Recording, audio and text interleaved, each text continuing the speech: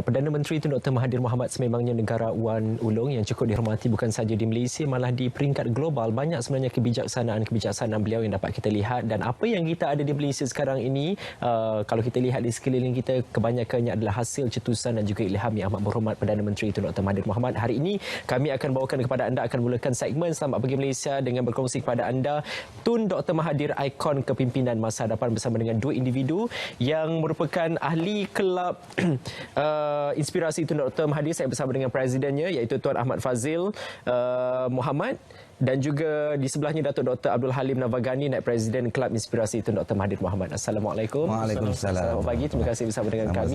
Kalau kita lihat perjalanan Tun Dr. Mahathir ini cukup menarik sekali, bermula dengan Perdana Menteri kita yang keempat, kembali sebagai Perdana Menteri yang ketujuh. Kemunculan ini pastinya sesuatu yang menjadi inspirasi bukan sahaja rakyat Malaysia, malah seluruh dunia. Adakah anda dapat menjagakan ianya akan berlaku? Pernah tak di benak fikiran perkara tersebut akan berlaku, kemunculan semula Perdana Menteri?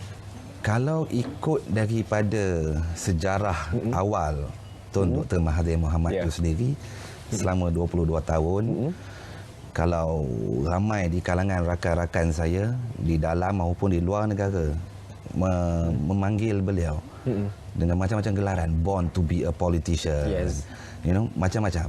Jadi kalau ikut daripada situ, jatuh bangun dugaan beliau itu, beliau mampu bertahan selama 22 tahun dan setelah meletak jawatan buat comeback semula. Ya, pada awalnya memang kami telah bersama dalam perjuangan tersebut daripada bermula 2015, agak nampak sama-sama. Tetapi bila di penghujung setahun terakhir, di situ kami sudah mula yakin yang insan bernama Tun Dr. Mahathir Mohamad bakal akan kembali dan memimpin semula rakyat dan negara. Datuk pun dapat menjagakan perkara sama sewaktu di saat-saat kita nak mendekati pilihan raya umum waktu itu, ataupun sama juga macam Tuan Fazli pada 2015 waktu penubuhan kelab ini dah dapat jagakan, Tun Dr. Mahathir lah yang akan mengembalikan kegemilangan Malaysia. Okey.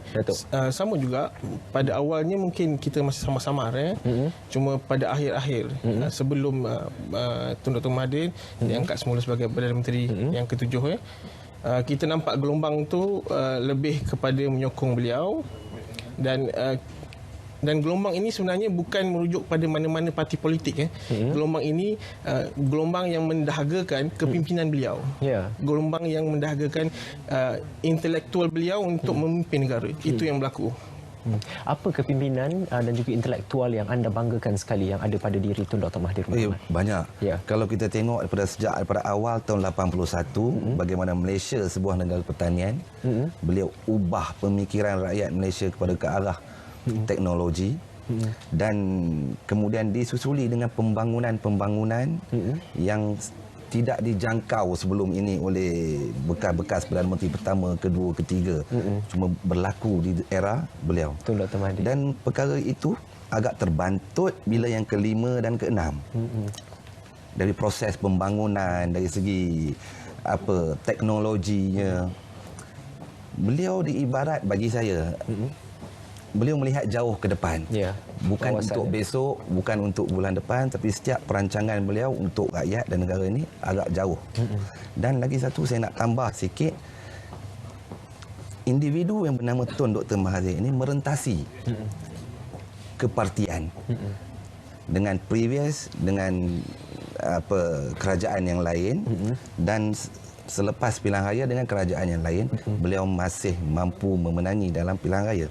Di situ menunjukkan sifat kepribadian beliau ini diterima oleh majoriti rakyat Malaysia, bukan parti yang beliau bawa. Di situ unik, bagi saya unik, dan kami sentiasa ke luar negara, cuma satu nama yang diingati di seluruh dunia, termasuk di Eropah dan sebagainya, Mahathir. Bagi saya sebagai rakyat Malaysia, kita wajib berbangga dengan insan yang berumur 94 tahun yang masih gagah, dan terus memimpin rakyat dan negara. Ya, kemunculan semula Tun Dr. Mahathir sebagai Perdana Menteri selepas kita ada Perdana Menteri yang kelima dan juga keenam, beliau kembali sebagai Perdana Menteri yang ketujuh, tapi kita tidak dapat menafikan masih ada lagi warisan yang ditinggalkan oleh Tun Dr. Mahathir. Kalau kita lihat di organisasi kerajaan misalnya, kita ada punch card.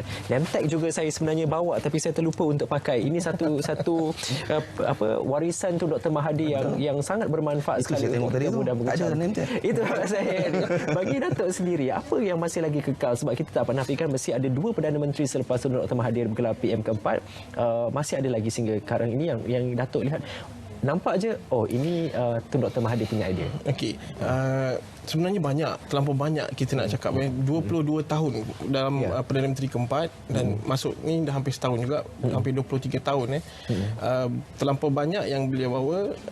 Tak semestinya Perdana Menteri ke-5 dan ke-6 tak bawa apa-apa. Mungkin waktu 22 tahun itu membuatkan yang lain tenggelam. Banyak aktiviti yang Tun bawa, antaranya pembangunan dari segi pendidikan. Apa yang yang nak kami fokuskan sekarang ini adalah keutamaan kami untuk menyambung kesinambungan intelektual Tun kepada rakyat Malaysia selepas ini. Baik. Ya, sekarang dan selepas ini. Menerusi kelab inspirasi Tun Dr. Mahathir ini, berapa banyak dah ahlinya, Tuan? Kita ditubuhkan secara rasmi daftar pada bulan Ogos 2018 selepas kerajaan baru, dan dalam masa itu kami buat satu perancangan yang panjang, dan insya-Allah selepas sekarang kami tengah susun 2 program yang cukup menarik untuk pelajar tingkatan 4 sekarang ni, iaitu yang akan diterangkan oleh Datuk sebagai pengarah projek tersebut, iaitu Oxford Inspiration dan juga NASA Inspiration.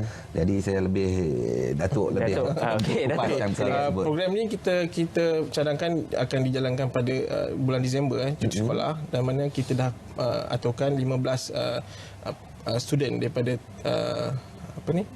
setiap sektor, maknanya 15 untuk NASA, 15 untuk Oxford. Dan ini kita panggil technical visit program. Dia orang akan ke NASA dan dia orang akan ada seminggu punya program di NASA. Begitu juga Oxford.